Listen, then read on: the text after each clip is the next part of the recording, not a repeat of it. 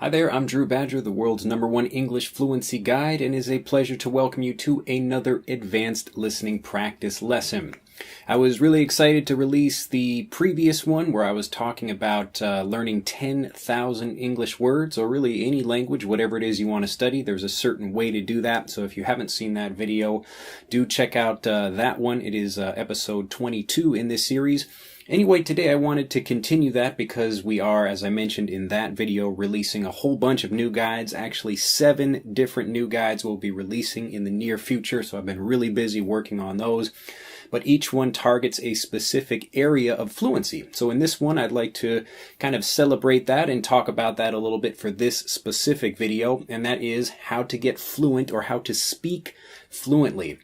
So I want to talk, hopefully I won't talk too long, and there's actually quite a bit more revealed in the actual guide I'll be releasing called Speak English Fluently, but what I'd like to do is just give a little bit of overview in this video, so hopefully it will give you some good ideas to think about as you're starting to learn, and hopefully it will also just get you a bit more excited, and hopefully also clear up, or, this is a great conversational phrasal verb, to clear up, to make something a bit more clear and easy to understand. So hopefully this clears up what fluency means, and so you can kind of think about that and actually get fluent a bit more quickly.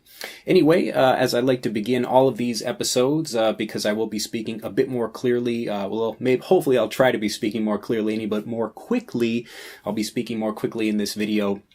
So if you're not used to the sound of my voice or the speed at which I'll be speaking, which will be native or faster than native speed, what I'd like you to do, please, is go back and enjoy some of the previous videos I've made where I'm specifically focusing on, it's like still early for me over here in Japan, but I was excited to make this video, so here I am. Anyway, so if you go back and watch those videos, you'll see a lot more things where I'm specifically focusing on grammar or learning, helping you learn some idioms or other phrasal verbs or something like that. But this series is where we put it all together, so you get to listen to the sound of my voice at native speed.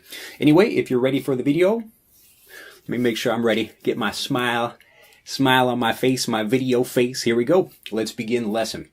All right, so I thought I would do something cool today, just to show you kind of how, people talk about fluency, and people don't really have a simple definition of what fluency is, and, in a way that we could talk about being fluent in a particular language versus being fluent in, like being able to play a sport fluently, something like that. So before I talk about what fluency is, what fluency means, I'd like to show you what fluency looks like and kind of how it develops, and I'd like to do this in Japanese.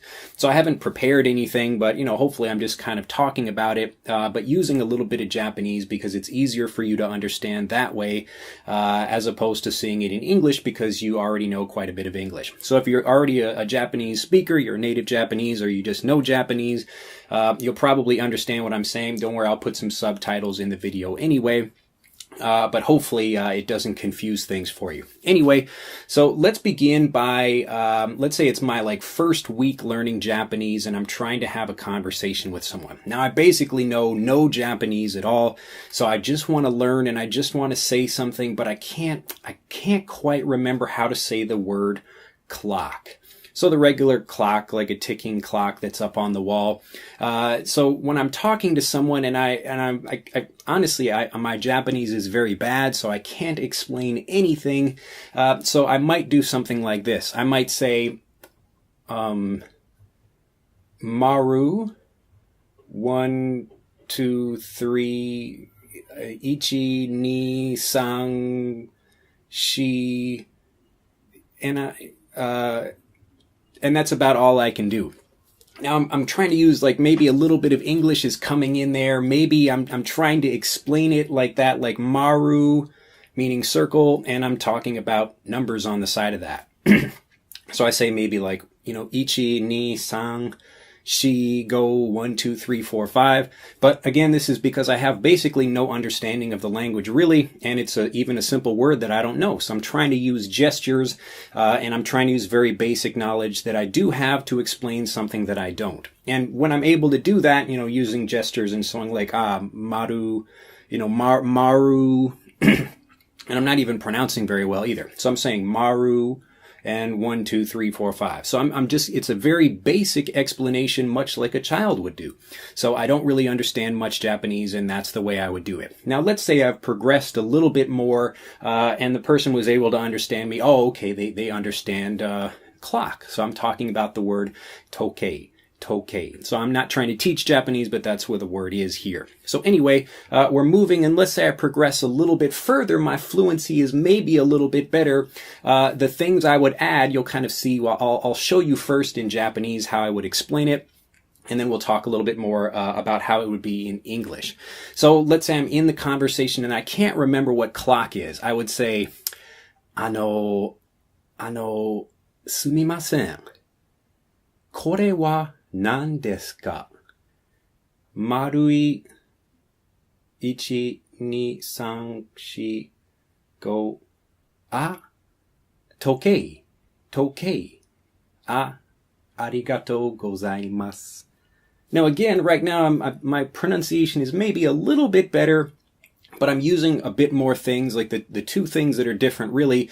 Number one, I'm using filler words in the Japanese language instead of my own filler language. So instead of saying, I would say, or I could say something like, ですね。ですね。And these are just, it's again the same thing in English that it would be in Japanese, but I'm using filler language to ask, a particular question, or to give a little bit of hesitation in a native Japanese way. So in the same way the native Japanese speaker would pause and hesitate, people don't always, have a clear idea of what they want to say, and they want to say something just so they can speak. So this is where filler words come into the equation. So to come into the equation, this is actually a really great native way of saying where something happens or something becomes part of the situation. So filler words are becoming part of the equation. The other thing I'm adding are particular phrases that I practice, like, excuse me, sumimasen. Sumimasen, excuse me, and like, what is this? Like, kore wa nan desu ka? What is this? Kore wa nan desu ka? So even if my pronunciation is not very good, a Japanese person can understand what I'm saying. So I've gone from just saying like circle and maybe a few numbers or something like that to becoming a little bit more fluent by just adding a few phrases into that. So I'm still using the same thing, like maru, 1, 2, 3, 4, 5, but in Japanese. So again, it's a little bit tricky in my mind trying to explain both of these things. But the point is, I moved from just saying individual words, much like a baby would, to getting a little bit more fluent by using filler words and particular phrases that I've memorized that I just use over and over again. Now, if I want to get a little bit more creative and my fluency is a little bit stronger, then maybe I'm actually thinking about it, and at the same time I'm trying to learn more information, not just about the word, but maybe, a little bit more about a clock in and of itself. So here we go. So I'm going to ask in Japanese, and my fluency is a little bit stronger. すいません。ね、なんていうの、丸いやつでしょ。もう、1、2、3、4、5が書いてありますけどね。なんていうの、それは。手があるでしょ。時計です。時計でしょ。もうそれ忘れちゃったね。時計でしょ。時計が、手じゃなくて、針でしょ。針がある。針ですね。それは面白いですね。勉強になりましたね。ありがとうございます。All right. So right there, I'm just, I'm speaking fluently, but I'm not really, explaining anything, or I'm kind of learning like a little bit of new information. The new information I learned is, like, in English, we would talk about the hands of a clock, and in Japanese, we're talking about the needles on a clock. So it's basically the same thing, but we're pronouncing it in a different way, or saying it in a different way, but explaining it, basically the same thing. Anyway, I'm getting like a little bit confused in my own mind trying to use both of these languages. Now, when I use them normally, the real thing about fluency here that I want you to see is that fluency doesn't mean having an extensive vocabulary. It means being able to speak and continuing to move freely, kind of like water does. Now, water is lazy, but water is also something it can kind of move around corners, and when it gets to something it doesn't know, it just goes around it. So in the same way, I'm in a conversation. すみません。ね。So I'm hesitating, I'm pausing, but I'm still moving. I'm using my fluent Japanese in order to explain something when I don't have anything to say. So then I take some words that I do know how to say, like, sono marui yatsu desu ne. Like that round thing, suji ga kaite arimasu ne. Like there are numbers written on it. Nantino ne. So this is a more native way of saying, like, kore wa nan desu ka? I'm saying like nantino ne, nantino ne. And so this is the same thing I would do if I'm learning English. So the English equivalent would be, how do you call this in English, or what do you call this in English? You'd say like, whatchamacallit, whatchamacallit, whatchamacallit. So what's that thing? What do you call that? What do you call that? What do you call that in English? So I'm taking the phrase, like I practiced it. This is the regular thing I would find in a textbook, but I'm saying it in a native way. So moving from fluency, really what I'm trying to show you here is that fluency isn't about knowing a lot of words. It's about moving like water through a conversation by taking the things you already know and then using that in a situation that's novel. And so really this is what, being able to respond automatically or to respond in a fluent way or to speak fluently means. It doesn't mean knowing a lot of words. It just means, having a basic vocabulary and then actually using that when you get into conversations. Now, the tricky thing, obviously, is you have to have some kind of courage in order to speak when you don't know what you're talking about. But if you use it as an opportunity to learn something and you don't mind, actually trying to learn something from the situation, then you're going to feel much better about it. So don't worry about what you might lose. Like, okay, somebody laughs at me for not knowing what the word clock is in Japanese. All right, whatever. But in my own experience, it's my opportunity to actually take something and learn something new. So, all right, like we'd learned what the word clock is, and we also discovered that we don't call them hands of a clock, we call them needles. So in the same way that I'm like learning something new, I'm learning it in the language by speaking fluently. And again, it doesn't mean I know a whole bunch of words. It means I'm taking a limited vocabulary and kind of piecing it together in different ways. So other things could also be circles. I could be talking about like, what do you call that thing, like the vehicle with two circles on it, something like that, like maru ga futatsu no nantino ne. Nantino. So again, I'm practicing these things over and over again. And instead of saying like, kore wa nan desu ka? What do you call this? I'm saying like, what do you call it? But in Japanese. So we got these stages of fluency that develop. So it begins with like learning some basic vocabulary. Adding to this, the next step would be learning some filler words. And then you're also learning a few phrases that are used often enough that you would have to, basically you would remember them just by using them as frequently as you do in conversation. So what is this? What is this? What is this? What is that? These kinds of things, you use them over and over in conversations and you learn to remember them naturally. So you combine these two together, and then as you develop your use of the language, this is how your pronunciation improves as well. So all of these things are actually things that you can work on individually. So there's vocabulary building, there's the actual fluency building, which is just really developing the practice of being able to move like water in a conversation. So, you don't know what that word is? All right, whatever. I guess you're going to take a different word and try to explain it using something else you do know. So I don't know the word clock. Tokei wa wakaranai ne. I don't know what clock is, but I do know how to say circle, and I do know how to count in Japanese and kind of use gestures, and that's how I would do it. So this is how you develop fluency. Don't worry about making mistakes. The whole point is to learn something and to try getting into something new. And as you're moving and learning things throughout the process, you're taking something like even something basic like learning a clock, and then you're learning the pieces of that. Like maybe you don't know what gear means, or you don't know what like hand in one language means, needle in something else, or maybe it means, a completely different thing in a different language. But it's something you only learn if you're willing to get fluent and actually take the time to do that. So hopefully this video has cleared up a little bit. Again, we're clearing up the idea. We're trying to make something clear and a bit more easy to understand. So hopefully this has cleared up the idea of what really fluency is and how you develop it. So just to review this again, I want to make this really clear for you. To begin, we start with just having a basic vocabulary and then taking that and applying it to novel situations or to new words or phrases that we don't really know. So we're taking, again, a word like circle, and we've got like 1, 2, 3, 4, 5. That's like all my vocabulary in Japanese. I don't know how to say anything else. I know how to say maru, and even if my pronunciation is bad. So regular Japanese pronunciation of a native speaker would be like maru, maru, maru, maruine, marui. Toge ga marui desu ne. Marui. But if I'm just learning the language, maybe I say maru, maru, maru, which just means circle.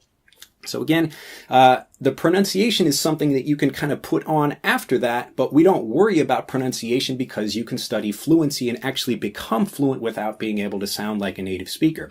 But we talk about fluency as being something that once you kind of develop the ability to move like water through a conversation, then you can really take your, ability to speak a language or a different language. Excuse me, I'm talking even too quickly for myself here. But the pronunciation is kind of what we call the icing on the cake. It's the additional part, the kind of bonus. This is actually something I'm teaching in Master English Conversation this month. But so we're talking about the icing on the cake. So the pronunciation is something that's not terribly important for being able to speak fluently, but obviously if you can communicate with being able to be understood, then that's really the ideal thing you should be shooting for. To shoot for something means the thing you should be aiming at. So hopefully this has made fluency a bit more clear, and when you think about like, well, this person is fluent or that person is fluent, really, it's the ability to move like water in a situation where even if it's novel or you're responding to someone, whatever that situation happens to be. So it's the same thing in sports. You might not do it like as perfectly as you'd like to, but you can continue moving. You can, if you're stuck here, you continue moving this way, something like that. So think of yourself like water in a situation and you will develop fluency much better. So I'll just cover this one last time. Build your vocabulary of basic things you can learn. Add fluent, the way people pause, because that's the way people do it in natural conversations using filler language, and other little phrases that you learn, and then just continue to work on it, adding, maybe the improvement of pronunciation or a bit more vocabulary, other things like that. But really the goal is to be speaking such that you learn the language you're learning in that language. And when I mean that, and like you're actually having a conversation with someone, like I was like, oh, so てじゃなくて、てじゃなくて、針ですね。面白いね。So I'm saying like, it's not a hand, it's a needle. And so, I'm learning that in the context of the conversation, and it helps me remember that much more easily. Anyway, I'm getting so excited over here. Just really, I wanted to share that with you, and we'll be talking about this more in the guide, Speak English Fluently,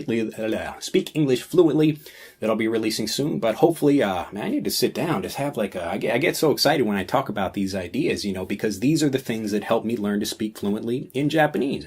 And again, it doesn't mean I have a billion words. I don't know everything about Japanese, but I know how to get into a conversation with anybody talking about pretty much anything and be able to move like water through that. So if you'd like to do that as well, that's how you do it. I hope you've enjoyed this video. Be sure to like, share it with 3 people, whomever it is you think is also trying to get fluent in English or whatever other language, and hopefully they will benefit from this video as well.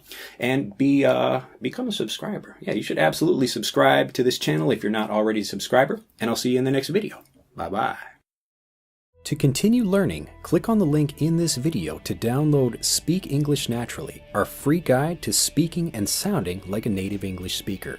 The guide reveals the 3 most important kinds of conversational English you must learn if you want to sound native, and will help you experience instant improvement in your fluency and speaking confidence. To download your free guide on a mobile device, click on the link in the upper right of this video. To download your free guide from a computer, click on the link in the lower right of this video. I look forward to seeing you in the guide.